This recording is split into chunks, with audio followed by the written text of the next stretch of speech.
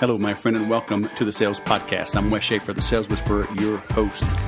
Today, you are in for a treat. We got Mr. Dustin Mathews. He is the co-author with Dan Kennedy on another of the No BS series. This one is No BS Guide to Powerful Presentations, the ultimate no-holds-barred plan to sell anything with webinars, online media, speeches, and seminars. And I'll repeat that when I introduce him in a few minutes. But hey, this is, I'm kicking this off on September 11th. So it's a special day, of course, for everyone in America, certainly veterans. I had gotten out before the attacks had happened. I've got a lot of friends that actually re-upped, they call it, re-signed up, even after they had gotten out. I met a guy here locally in Murrieta. He actually was 34 years old when 9/11 happened, and he got a waiver and joined the Navy with the sole purpose of going into the SEAL teams, and he made it. I think 27 is the normal cutoff. But he was married with kids, and I was like, good grief, that's something.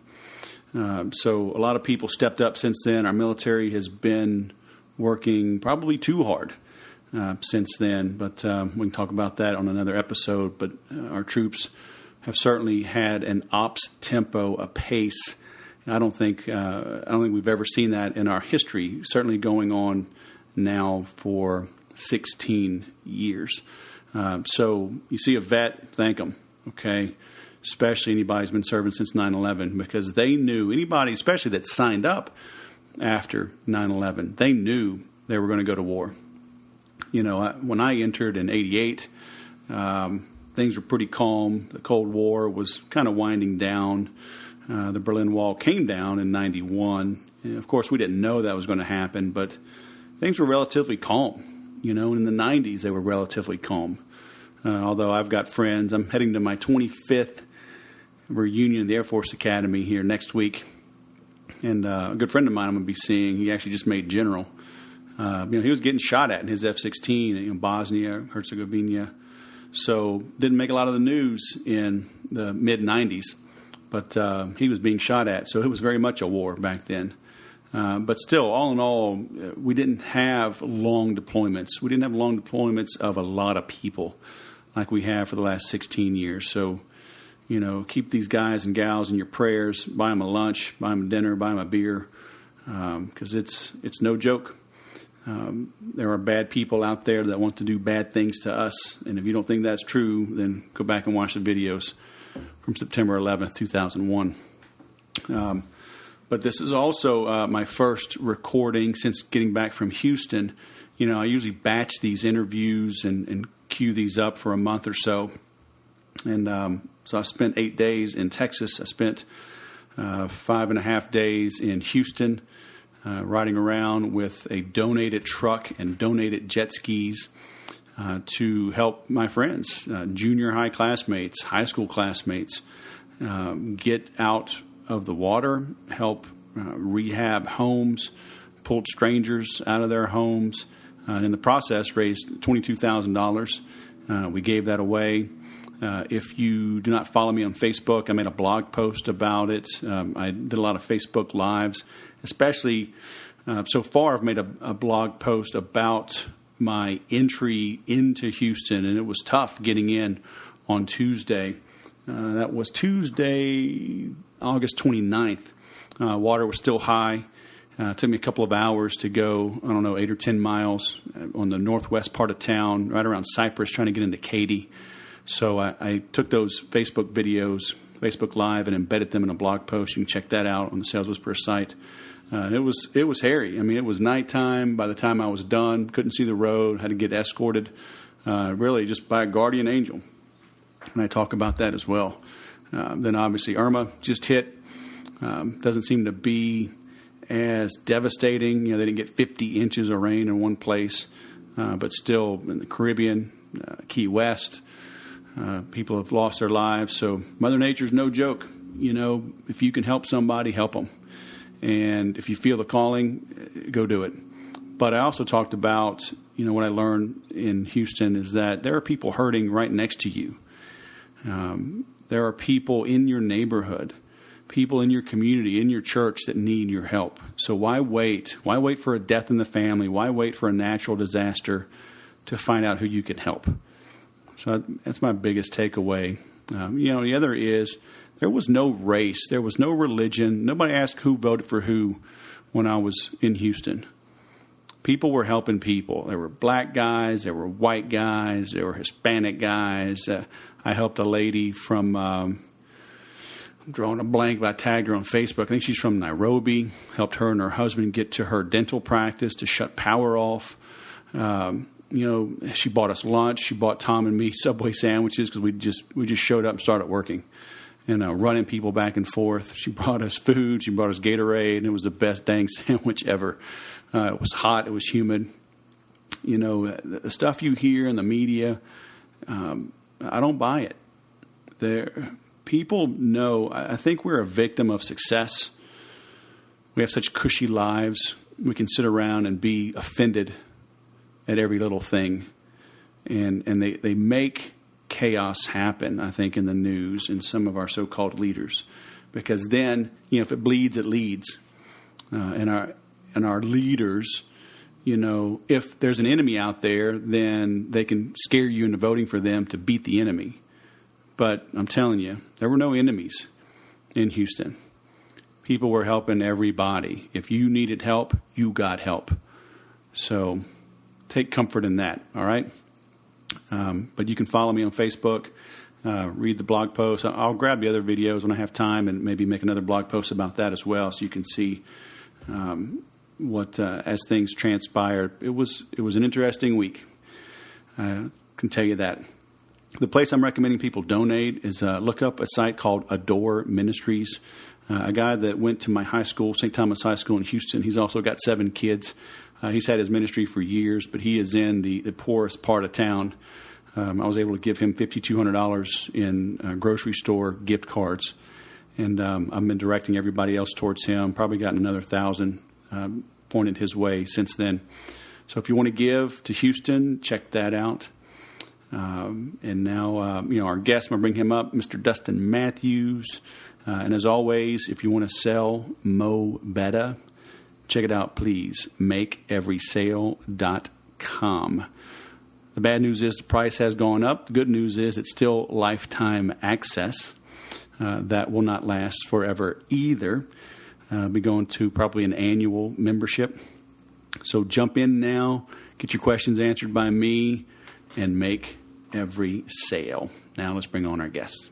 Dustin Mathews, author, speaker, guru, all the way from St. Pete. Man, I was in your backyard 2 weeks ago. I didn't even know, but no. Welcome to the Sales Podcast, man. How the heck are you? I am fabulous. I'm excited to finally be on the show. I made it. You've aspired to this your whole life, huh? It's not enough to write a book with Dan Kennedy. You haven't made it till you've been on the Sales Podcast, right? That's right. That's right. I'm amped up today. Yeah, man. I'm in a mastermind. We meet every quarter in I don't know where, Clearwater, I guess, Opal Sands. Okay. Yeah. Right. But I got a buddy. He lives in St. Pete, and I was down there drinking some scotch with him. We do every January. So if you're brave, I will challenge you right here in front of everybody. If you're brave, every January we swim across Tampa Bay to raise money for the Navy SEAL Foundation. So you can Frogman, right? Is that called Frogman? Yeah, the Frogman swim. I've heard about that. How long is that swim? 5 kilometers, 3.1 miles. Ooh, I'm gonna have to practice for that, right? So you can swim it with us, or you can give us money. Either way, we and I have a link on every episode for all of my listeners. Every episode is a big link you can donate. Awesome. Well, challenge accepted. And I have to I gotta make a note. I gotta change my URL because it just went live. We sign up on August 6th every year to remember Extortion 17 when the bunch of guys went down. It was really bad. But I have a URL, and I'm making myself a note. It will be redirected, but it's helpwestswim.org. That's where everybody can donate. Please donate. This goes to the families of the Navy SEALs that have been lost. And 19% of the deaths in the SEAL teams is in training. So that's a little stat that I learned. That's how hard they train, how realistic. So, but hey, man, I will be there again in, when was this? August, November, and then twice in January. So we're going to have to get together. Absolutely. Definitely. Like St. Pete is so close. You're literally like 10 minutes away from the building. So next time you're in here, give us a look. Let's get to lunch. I will. We'll drink a little scotch. All right, man. So what the heck? How did you become some speaking guru? I mean, you're the founding partner of Speaking Empire. You now co-authored a book with Dan Kennedy, The No BS Guide to Powerful Presentations, the ultimate no-holds-barred plan to sell anything with webinars, online media, speeches, and seminars. That is a mouthful, man. So why the heck should we listen to you? Well, before I get there, because that is such a mouthful, my co-author in this is Dan Kennedy. And so for folks that don't know, he's one of the most highly paid copywriters in the world. So when he puts out a book title, I think he thinks that he gets paid for every word. So that's why they're so long. We can just call it the No BS Guide to Powerful Presentations, or No BS Presentations if you like it even shorter. So Wes, that's a good question. So why me? Well, I'll tell you why not me. When I first got started in this, I was the guy that was afraid to actually get out in front of others. So I really ought not be here today is kind of my line, because I avoided this, having to speak even on podcasts. I was a behind the scenes kind of guy. And one day I was forced into it. And once I did it, I overcame the fear and I saw the benefit. And the benefit was people like double and triple my age were buying from me. And I didn't think that would happen because I have a baby face. So even 10 years ago, I was really looking young. And so what happened was people started buying from me. And I said, holy moly, instead of doing this one-on-one, I can get 30, 40 people in a room and make my offer and get a whole bunch of sales all at one time. Because in the past, what I was doing is I had this territory and I would drive like 3 hours to make a $99 sale and then drive home. I'm like, this is not going to work. The gas bill was eating me alive. And so once I experienced it, I got hooked. And I said, okay, even though this is so far to my comfort zone, I got to do more of this because I want to grow my business. I want to get customers. I want to make sales. And so that's what I did. And I actually created a company around it called Speaking Empire. And for the last 8 years, we've been showing salespeople, entrepreneurs, business owners, really how to get out there, speak, and get customers and clients. So what do you mean you were forced into speaking? I mean, they yank you out of bed. Did they pull you from the control room, turn the camera on you and say, entertain me? All right. So you're going to dig a little. This is going to be fun. All right. So I was at Florida State University, go Noles. And in order to graduate, Wait a minute. Florida State, is that an accredited university? Oh, no. Well, if you were in the SEC, I probably wouldn't have you on this. But anyway, you're in another conference, a lower lesser conference. All right, so you were at that little school. I had to drop that in there, right? Oh my gosh! I did that just for you. All right. Yeah. So you know what? We're getting solar flares. Yeah, I'm going to have to reschedule. They're getting interference coming in broken. So I was at the little school, as you say, and so I had to take this class, public speaking, in order to graduate. I had to move on in my life. I want to make the parents happy. It was time for me to go, and so I signed up for this class. And I remember there was 300 kids there. Oh my gosh! The teacher comes out. I was in that auditorium, and so just like you go see an opera, you see a play or something like that, it was like in one of those deals. And so teacher comes out and says, hey, you're going to have to give 3 presentations in front of all 300 people, and then the other 7 are going to be smaller breakouts. And so as soon as he says this, I'm looking around and saying, did anyone just hear this? Now, I don't think anyone else time for 900 presentations. Like that, I don't know, because I never stuck around. So I'd like to say I did it and conquered it. So I retreated. I'm like, you know what? I'll take one of those fancy online classes. That's when they started coming online, Wes, is they started doing these online classes, or I'll find a smaller one is what I told myself. And unfortunately, both of those didn't exist. And so I sign up again with my best expectations, thinking I'm going to find a smaller class. And it's the same part of campus. It's the same room. It's the same spiel. Now, I'd like to tell you, I conquered it in that moment, but I didn't. I retreated again. I became so motivated by fear and not taking this class that I actually went out and find a loophole. And so I interviewed people, students, student aides. I read the student handbook, and nobody reads that thing. And I found a loophole that got me out of having to take the class. And so I told that same story that I told my now partner, Dave Van Hoos, who had given me my start. And he said, listen, you need to cover for me tonight. Otherwise, you don't have a job here anymore. And I said, oh, okay. no back door, no legal loophole. My back was up against the wall. And so Dave was closing on his condo. And so I had to cover the gig. And so I did it in that moment. I had all this fear, anxiety, and everything. And then I did it, and people signed up and bought stuff. And I was really surprised because I wasn't even like an amazing expert. And I know you teach people that, Wes, is that you don't have to have like the 1,700 lines of features and benefits of the product memorized. You just have to get people excited and take them down a path. And so that's what I did. And so that was my foray into speaking. And so did Dave did he have a presentation that you'd seen just over and over and over again? You were able just to basically follow what was on the screen and not screw it up? Yeah, but I did it from like Wes. I was a behind the scenes guy. I was a marketing guy. So I was computer nerd, still am to a degree. And I was the guy that was like sending out fax broadcasts back in the day, email blasts. And so, yes, I had been in the room with Dave, but never thought like one day I would have to give this presentation. Right. And so when he calls me up, I mean, I had seen him do it. And we didn't have slides at the time. He would just do a demonstration. And we did it horribly. Like we were selling so hard on the features of mail exporting, all this wrong stuff. But we still make sales because we had passion, we had drive, and we had a hot product. And so I got up there and mentally prepared and rehearsed and gave that presentation from like watching Dave do it and trying to mimic other people that had done it before. And that was my first presentation. And when was this? Oh, gosh. So it's 2017. I was 2004. I would say it was 2004, 2005. Yeah, if you were still doing faxes, that's probably about right. Yeah. So how did you make the switch then from behind the scenes guy to being in front? Well, then it became like part of like, so I ran a sales territory. I think a lot of people will resonate with this. So I was driving up and down the coast in St. Petersburg all the way down to Naples, which is about 3.5 hour drive.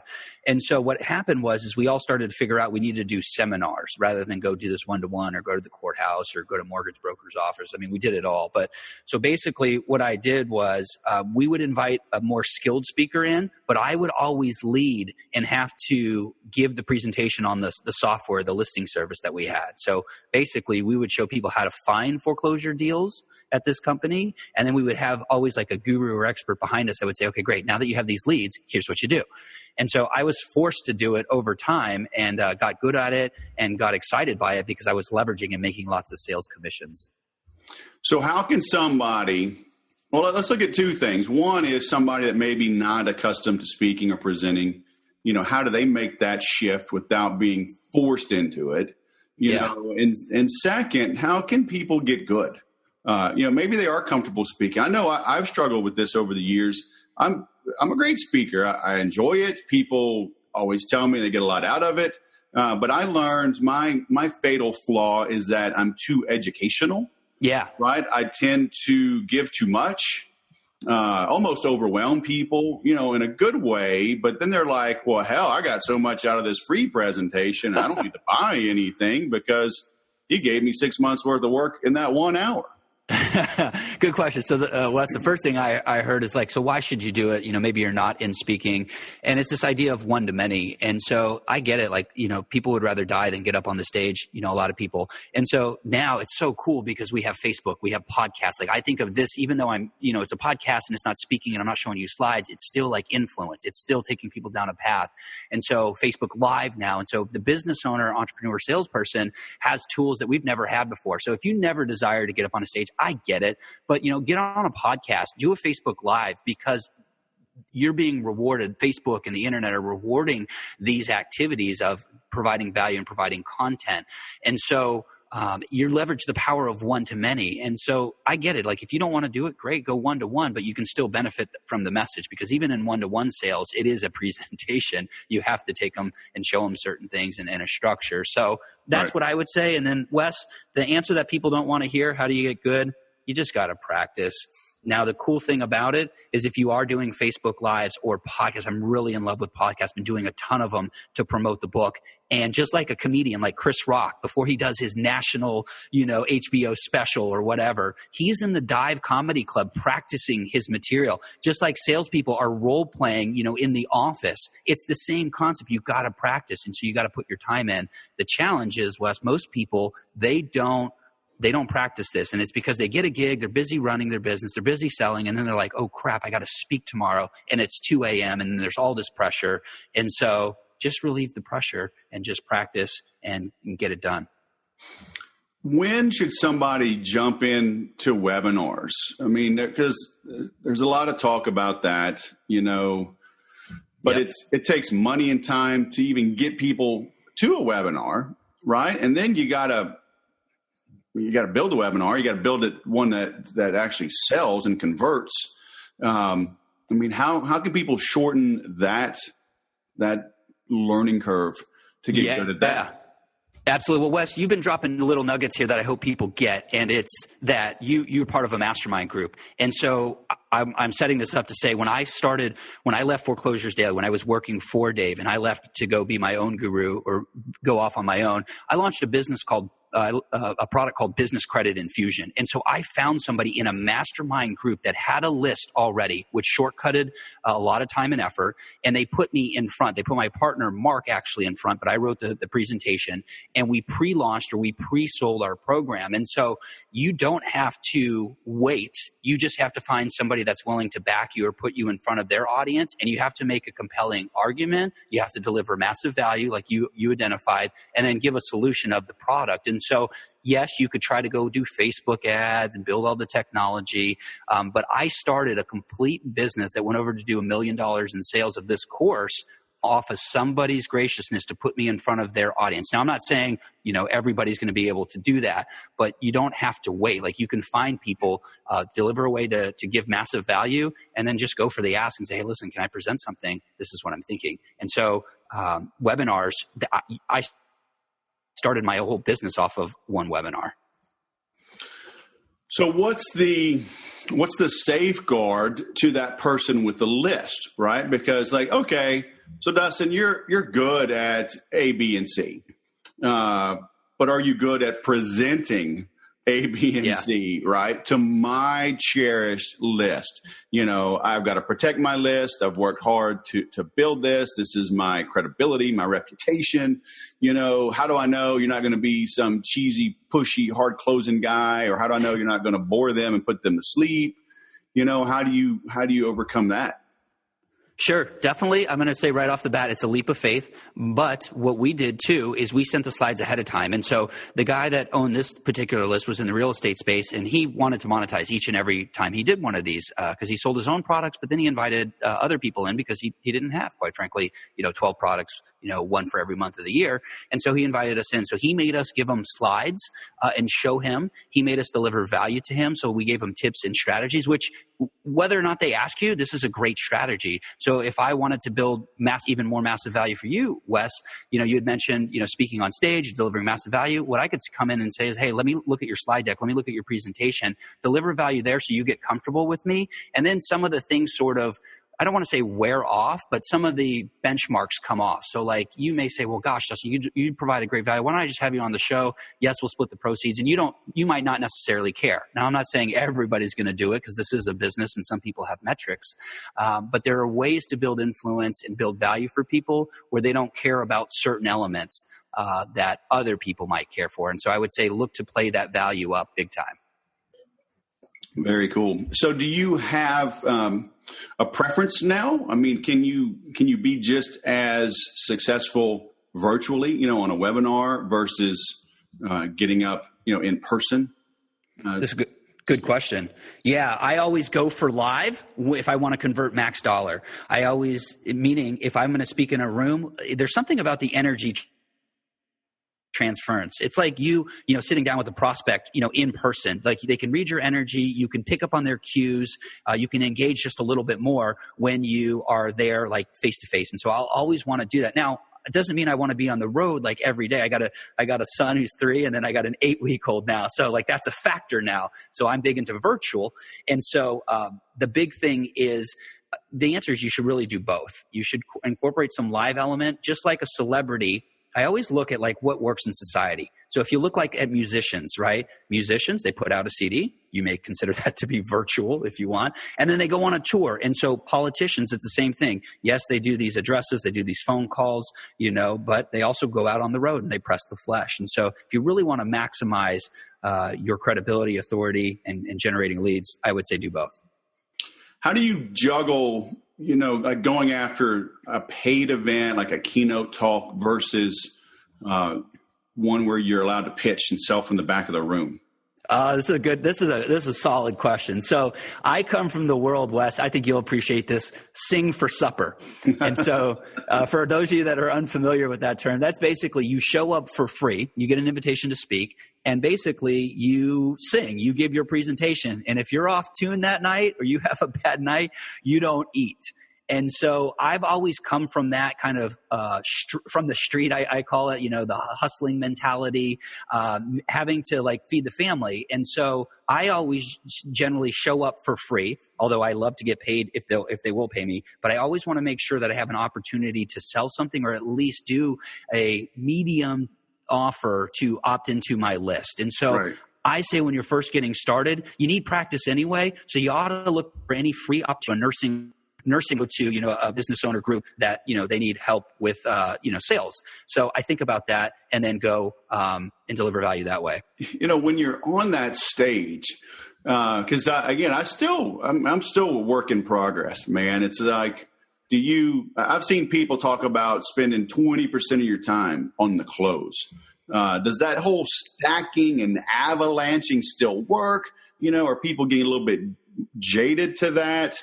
Do you have to do the whole, show bonuses worth 2 and 5 and 10 times more than the value of the course you're selling? I mean, that's still the model? Absolutely. Now, it is softer, I will say. This is a good question. So a lot of people think of the car salesman, right? Like when they have to learn sales training. So in the same way, a lot of people say, well, when you sell from stage, do I have to be that guy? And the answer is no. However, there is a formula that works. And I would say that we've modified our formula over the years, but 80% of it is still the same. So there are still things that work no matter what. People love a great deal. People love fast action bonuses or gifts. For my ladies out there, when they go to the mall, they get a gift with purchase. But if you really think about it, it's a bonus. So you can be more eloquent about it. And, you don't want to just wait till the very end, Wes, to close. As just like when you sit down with prospects, you let them know right away. And so you're getting yeses throughout. And so you don't have to be cheesy about it, but you do want to make sure to provide value to people. And sometimes that's explaining, listen, there are 4 or 5 elements in this program that are really going to help you get results. And then I've included 2 bonuses because I believe in you and I want you to take action now. And so the answer is yes. It's just you dial it down. And especially my friends in corporate, I get it. They can't do the rah, run to the back. So in that case, you would want to set up an appointment or you would want to have them opt into your list or, have a webinar they could join later. Yeah. When you're doing the sale, yeah. What I've learned and finally internalized, and I got to keep reminding myself is, it's not enough to just deliver a good speech because people are going to forget 90% of that thing within 72 hours. Oh, yeah. And so if you really do want to make an impact, you do have to sell them something, right? I mean, you got to give them something they can take home and go through over and over and over again. Otherwise, you're just, you're getting them fired up and then leaving them hanging. Yeah, absolutely. I mean, that's my belief is like, if you've got a great product, it's your obligation to sell it. Now, I know for some people they're like, I've heard that. And, I obviously have a great product, but it feels a little weird in the close. And so the thing is a lot of people wait to the very end to close. And as I mentioned earlier, you want to get yeses throughout. You want to give value throughout. The other thing I would say that's on my mind is that when you are delivering your presentation, you should have opt-in as long as it's okay with the promoter. So you should give out tools and resources like little infographics and checklists so you can continue the dialogue afterwards. And Wes, you're right. Like you give them ideas and strategies. It's like giving them a loaded gun. They may go out and have success, which is the intent. Like you should have people walk away from your presentation and say, listen, wow, that was amazing value. I'm going to go use this. And then what happens is that person comes back, and you should also give them tools and resources to really kind of keep them on the path because they're likely to be dangerous with your information that you've given them. Do you run your own events, or do you try to piggyback on somebody else's? If somebody's trying to get started, should they try to kick off their own maybe small 10 or 20 or 50 person event, or should they try to jump into somebody else's gig? So I'm going to answer the question and you call me out if I don't answer right, because my mind just immediately goes in a bunch of directions, Wes. So here's what I'm thinking. It all depends, right? And no one likes this as an answer, but if you've got influence in your town, or you have relationships with people, maybe you're a networker or you know the influencers in town, if you can leverage that value and get an invitation out to get those people, or you have a list of people where you can just pick up the phone and invite them or have someone else do it, then do that. Or if you have a relationship with the influencer and you just build this value, you work on it, you send them free stuff, you critique them in a positive way and build value for them. And then you ask for them and say, hey, listen, what do you think about me speaking on the stage? I've got something new. I think it would be of immense value to your clients. Here's some testimonials and case studies of what I've been working on. What do you think? And then if you're able to do that, then do that. So when I first got started at real estate, I had to do it the old-fashioned way. I had to go to the courthouse. I had to call people up and invite them personally to get them into my own stage, because no one wanted to put the babyface guy on the stage at that point in time. And so I started off doing my own event. It doesn't mean that's the only way to go, though. Right. Do text-in opt-ins, are they still as effective, or are you coming up with redirect URLs and things? Are you finding, are different audiences more receptive to one opt-in form over the other? I like to stack the deck. So and Wes, you'll really like this. Is brand new that we're doing. So number one, mobile. We're doing mobile. So during my talk, I'll say, hey, listen, I don't really have time to go into detail on this, but you do need this. And so take out your phone right now. And I'm just very direct. And I say, here's the value that you're going to get. I want to give it to you for free, just to create a relationship. And so I sell them on it, and I tell them exactly what to do. And I take my phone out, because showing them, it's like telling them, and they see it, and monkey see, monkey do in a way. I don't mean that crassly, but just kind of speaking fast here. And so I tell them to do that. And we get tons of opt-ins that way. However, the brand new thing that I'm really excited about is I'm going to be doing Facebook Messenger. So at the next Info Summit that's coming up, next speaking gig that I'll be flying out to in Cleveland, I'm going to do both. So I'm going to do SMS, because some people love mobile, or some people are a little guarded about it. They don't want to do it. Okay, I got it. So let's give you another bonus, and let's tell you to go to Facebook Messenger and opt in there. And so we can actually get our list to subscribe through Facebook pages now in that regard. And then always have a backup, because you may speak somewhere, or you may speak somewhere where the internet is bad and they can't do anything. And so I'm old school. I love to have paper. And so I will hand out sheets of paper. If you want this, fill this out, and we'll mail it to you. You know Pete Vargas III? Yes. I love Pete. Pete showed me something, and man, it works and works and works. And it's just a simple little handout. Oh, I got some here. You can see it.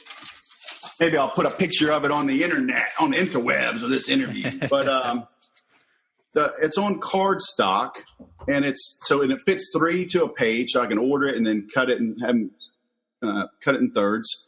But right now, my giveaway I call Maverick Marketing for the New Economy. So it's a live video. It was a live course I did a while back, and it's not available anywhere. It's only a bonus. So, and on the back is just first name, last name, email, mobile, company, signature. And Pete told me this. He said the most he ever did, it was something like 10,000 people he spoke to at an event. So he got there early and put one of these on everybody's chair before he got there. Smart. And then during the talk, he'll mention that. And people sign up like crazy. So I like the fact you mentioned, have an old school backup, because paper still works. Absolutely. Everyone wants to get off of paper, so it's so funny. We want to automate things, but I love it. And there's a subconscious thing too. So if you are going to sell something where people will run to the back of the room, or even if you pass out an order form later during your talk, well, the fact that they filled out a piece of paper once makes it easy. There's less resistance. And so they've already done it, and they didn't fall out of their chair. And so now when you pass out the order form, it's like, oh, okay, I feel better about this. Exactly. So, I like the fact you're covering all your bases. Would you recommend somebody maybe do a Facebook Live, go through a presentation, kind of even if there's only a few people, and kind of like you were talking about Chris Rock, going to the local dive just to hone their chops? I mean, how can somebody get that practice in, get the repetitions until they get good?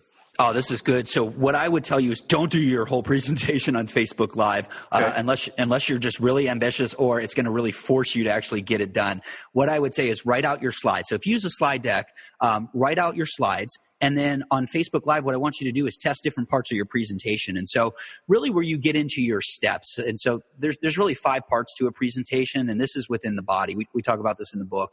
And so in the body, it's my opinion that you should give your 3 steps to success, your 5 principles for this. Whatever your success methodology is, whatever you invented that makes your clients successful, what I want you to do is take components of that and test that on Facebook. Get some feedback, get some stories, ask people to comment. And then when you go and deliver your presentation, it's already familiar to you. And then also, if your stories really are bad, people are going to let you know about it, or the engagement's going to go down on Facebook. And so this is a way to test your material. I wouldn't say do the whole thing because it's usually 60 to 90 minutes and the attention span on that is pretty darn tough. But I would test different elements of your presentation on Facebook Live. That's what I do. Yeah, very smart. But most people aren't that patient or that diligent. Well, that's the thing. Like here, one of the things I do want to share is like everything in life is a presentation. So even like I want to go real crazy. So Disneyland, right? Disney World. When you go there and you're buying tickets in the line, which you should never do, you should get them before you get there. But let's say you do, like I did. I got two young boys, and so I did it the hard way. And so the line just slowly moves versus just being stopped, right? And they've wrapped it around like a snake so that you're constantly moving, so it sucks less, quite frankly. And so I think of that as a presentation. When you get on the boat and you see the Magic Kingdom in the background, like you're getting closer and closer, you're building the anticipation. And so I know that's a really crazy out there example, but when everything in life is a presentation, you start to think about, okay, the message is important, but what can I do to influence before? And obviously, what can I do to influence afterwards? Fortunes in the follow-up is what people know this as. And so when you think of everything as a presentation, when you create a presentation, you're able to take pieces of it out, Wes, and use it everywhere. You can use it in sales copy. You can use it on your sales call. You can use it as content. And so if you don't have a place to kind of a well to dig from, it's tough to like create things from scratch. And so I like to create a presentation, sell the big idea, and then take pieces of it and figure out where I can place it in my marketing mix. Right. Very cool. Okay, man. Final question. You ready? I'm ready. Bring it. Are you really? I mean, you're Seminole. I mean, if you need a chance to kind of get ready, kind of stretch or something, let me know. Well, I'm ready. I mean, we're playing Alabama the first week of the season, so I want to get a little love there. Oh, you like that? Yeah. That is good. I like it. Hey, all right, sidetrack.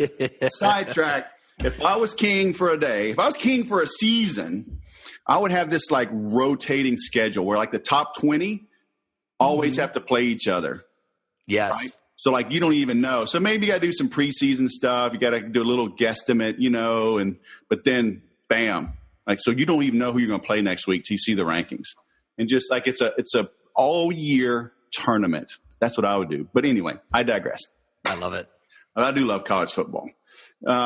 Okay. So our listeners, they're on a plane, they're jogging, they're on a train. They can't take action right now. What should they do? As soon as they get to their desk, their laptop, a Wi-Fi connection, or maybe the best place is on a plane where they map something out. What should they do as a result of listening to this? To grow their sales, to grow their presence, to grow their reach? Yeah, I mean, number one is take inventory for sure.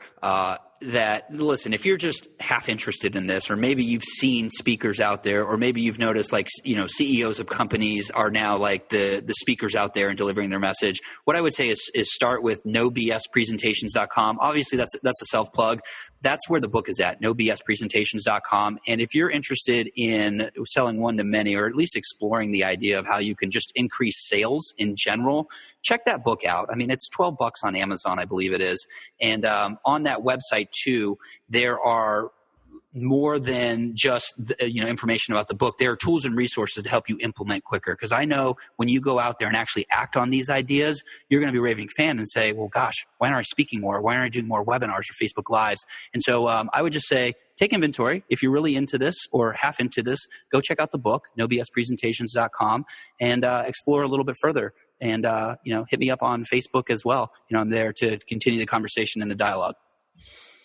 Very nice. And we will link to that. I've got links to your website, to your book, Twitter, Facebook. So you can find everything there on Dustin's interview. Oh, Wes, I got one more thing. Uh-oh. I don't mean to be Mr. Plug guy, because I don't want to be that guy, but I do want to say this.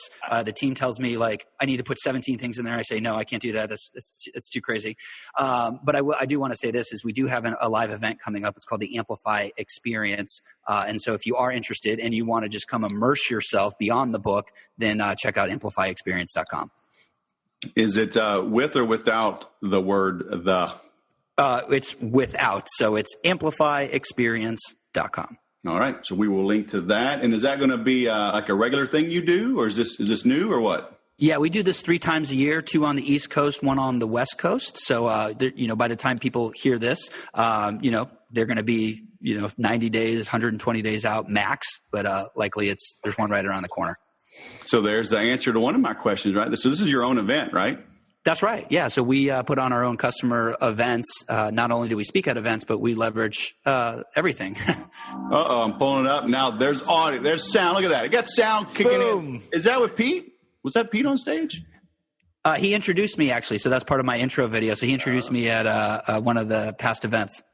There you go. Now, are you doing that with him and Keith Lackey? Doesn't he have something called Amplify? He does. We both came out. He actually was first. My copywriter told me about it, but we had invested all this money into direct mail and to graphics and to all that. And so, yes, he does have a similar named event, but his event is different than ours in the fact that like he's got amps on stage and personal development. He really gets people amped up. We're sort of focused on how do we do one-to-many selling? How do you build a speaking business? And that's what makes us different. Very cool. So you got one coming up in October. Mm-hmm. That's cool. When are you going to be on the West Coast? February, usually early in the year. February. I'm not sure if we've released the dates yet, but usually we're on the West Coast then. Is it SoCal, San Fran, or what?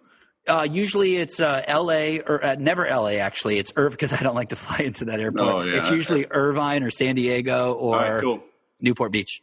Very nice. That is close to me. Very cool. Well, man, Dustin Mathews all the way from Florida. Even though you're a Seminole fan, I think you're all right. Well, thank you, Wes. I really appreciate you having me on. And I love talking football. So, we should do this again sometime. All right. Well, get ready for some smack talk, and I'm going to find you online, man. It's on. I love it. Bring it. All right, man. Have a great day. Thanks for coming on the show. You too. So other than that Seminole football discussion, I thought that was a great interview. You've got to get out and be speaking. You've got to get in front of people. When you're on stage, when you're in front of people, when you're doing podcasts, when you're doing Facebook Live videos, when you're doing webinars, you're the one out front. People are looking up to you. You have more influence. When you have more influence, you have more ability to persuade and get people to take your recommended course of action, which usually means they buy from you. So embrace speaking. I love his story, how he talked about how he was afraid of it. That it didn't come naturally to him. And now he's writing books, co-authoring books with one of the most famous marketers and copywriters out there. So you can teach an old dog and a young dog new tricks. So go read the notes. I've got a lot of notes in here. Go check out the links. Check out his website. Get his book. Follow him on Twitter. Let me know what questions you have as well. We still have the implementors.com. It's a free group for my listeners. Sign up there. It's free. Ask your questions. And if you want the ultimate access to me right now, the most affordable way to do it is through makeeverysale.com. Go join, would you? I just changed it as well. You now have a 365-day money-back guarantee, 1 full year. So don't go in with 1 foot, in, 1 foot out. Jump in.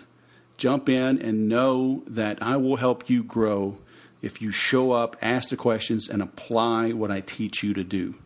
1 full year. Who else puts their money where their mouth is like that? So makeeverysale.com. Do it.